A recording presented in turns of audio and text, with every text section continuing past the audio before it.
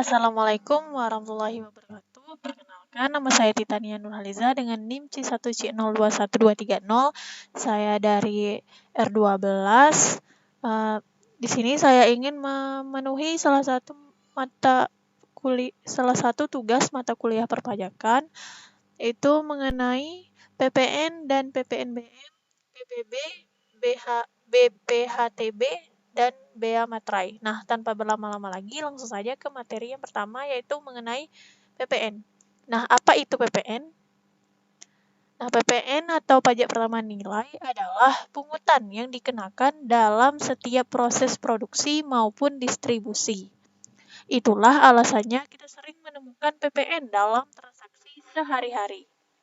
Sebab dalam PPN, pihak yang menanggung beban pajak adalah konsumen akhir atau pembeli. Sebagai bukti bahwa PPN adalah kewajiban pembeli, kita bisa menemukan PPN pada lembaran struk belanja atau pembelian. Nah, pada struk tersebut kita dapat menemukan tulisan PPN maupun terjemahannya dalam bahasa Inggris, yaitu Value Added Tax atau VAT. Tarif PPN. Nah, untuk tarif PPN yaitu penentuan besaran tarif PPN diatur dalam Undang-Undang Nomor 42 Tahun 2009 tentang pajak persamaan nilai barang dan jasa dan pajak penjualan atas barang mewah. Nah, berikut ini daftar tarif dari PPN. Nah, tarif PPN 0% berlaku untuk ekspor barang kena pajak berwujud, barang kena pajak tidak berwujud, dan ekspor jasa kena pajak. Nah, tarif PPN 10% berlaku untuk semua produk yang beredar di dalam negeri, termasuk daerah zona ekonomi eksklusif dan landas kontinen yang di dalamnya berlaku undang-undang yang mengatur tentang kepabeanan. Selanjutnya yaitu tarif PPN atas barang mewah ditetapkan paling rendah 10% dan paling tinggi 200%.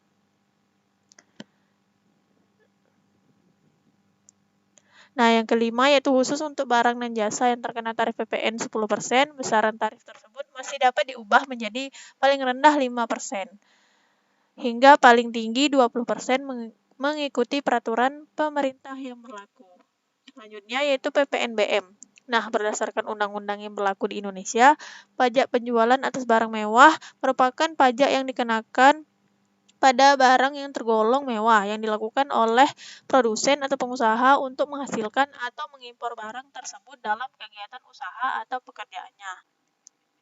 Untuk tarif PPNBM, menurut pasal 8 Undang-Undang Nomor 42 Tahun 2009, tarif pajak penjualan atas barang mewah ditetapkan paling rendah 10% dan paling tinggi sebesar 200%.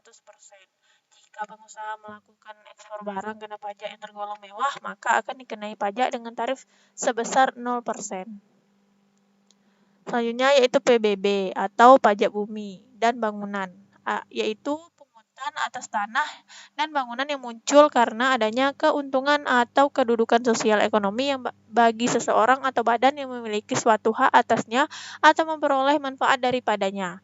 Nah, untuk tarif PBB, tarif pajak bumi dan bangunan yang berlaku sejak dahulu hingga saat ini masih sama, yaitu 0,5%.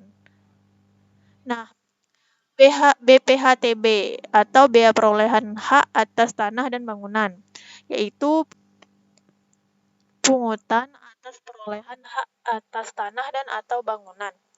Pungutan ini ditanggung oleh pembeli dan hampir mirip dengan PPh bagi penjual, sehingga pihak penjual dan pembeli sama-sama memiliki tanggung jawab untuk membayar pajak. Nah, untuk tarif BPHTB, tarif pajak 5%, dikali dengan dasar pengenaan pajak atau NPOP dikurangi NPO PTKP. Seperti diketahui, besarnya NPO PTKP di masing-masing wilayah berbeda-beda.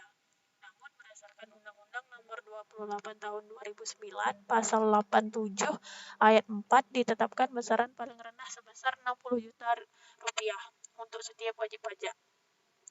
Nah, selanjutnya yaitu Bea Materai. Nah, Bea Materai adalah pajak yang dikenakan atas dokumen yang bersifat perdata dan dokumen untuk digunakan digunakan di pengadilan. Sedangkan mengutip dari laman DJP, bea materai merupakan pajak atas dokumen yang terutang sejak saat dokumen tersebut ditandatangani oleh pihak-pihak berkepentingan atau diserahkan kepada pihak lain jika dokumen itu hanya dibuat oleh satu pihak.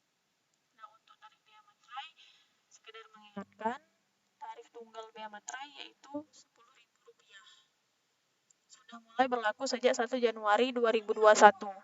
Sementara ini, materai 3.000 dan 6.000 masih berlaku selama masa transisi hingga 31 Desember 2021. Nah, itulah hasil dari penyampaian materi pada kesempatan kali ini. Apabila terdapat kesalahan pengucapan, saya mohon maaf sebesar-besarnya. Sekian dari saya. Wassalamualaikum warahmatullahi wabarakatuh.